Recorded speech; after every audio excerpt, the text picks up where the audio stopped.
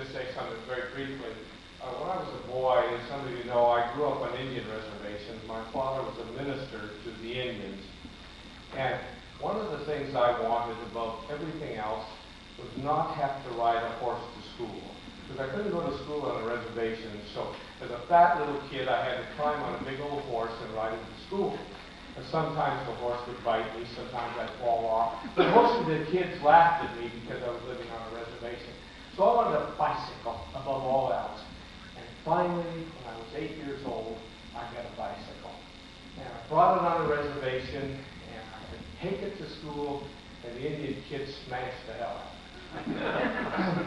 But a nice little old handyman picked it up and put it together, and he said, I'm going to put it in my shed. And what I want you to do, Ted, is in the morning, get up real early and come down and hit the bicycle and then stay on this windy path. And it'll take you through the old Indian burial grounds. And I want you to pedal really swiftly and as quietly as you can, but remember you're on holy ground.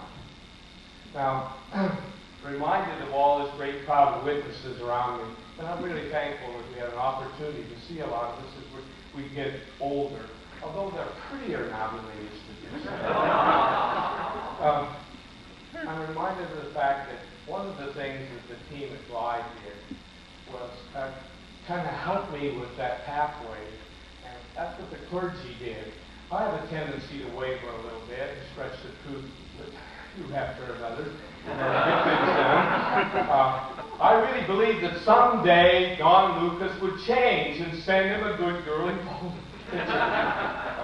We still have hope for that. But I like that winding path, and I think that that's what the clergy has done for me. And I'm thinking about all the things that have happened as a result of the stand that this bunch made. And I was very proud of them. They kept me on that straight and narrow and yet winding path, and certainly Louis Durham and Cliff and Cecil and Lloyd and John and all of the Glide team and my Methodist brethren, who I was sure were almost saved or on their way to there. And then all these other clergy kept coming in and joining us. And my wife and I were taking people out to gay bars, and we'd go into the piss elegant gay bars and see these pretty guys, and she says it brings out the missionary spirit in them.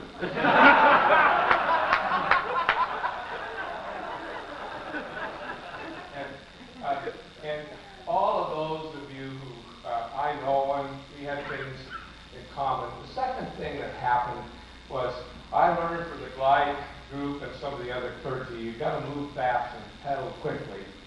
But finally I learned from all of the rest of you about the sexual expression, that if you're going through an area where there's a lot of sexual expression, you're really on holy ground.